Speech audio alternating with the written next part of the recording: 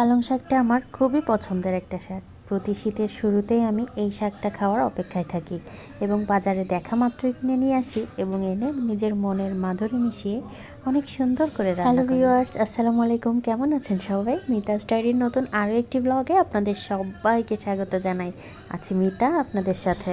তো বাজারে যখন প্রথম এই শাকটাকে দেখলাম, আমি আর ডানে বামে না তাকিয়ে নিয়ে চলে আসলাম। যেহেতু তুলনামূলকভাবে দামটা একটু বেশিই ছিল, কিন্তু কি আর করার, ওই যে বলে না, শখের তোলা 80 টাকা। খেতে যখন মন চেয়েছে তখন তো খেতেই হবে।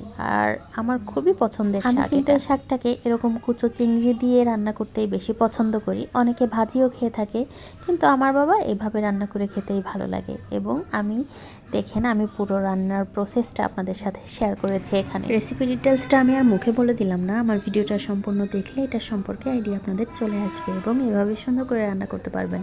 এতক্ষণ ধরে মিতাস ডায়েরির সাথেই থাকার জন্য আপনাদের সকলকে জানাই ধন্যবাদ।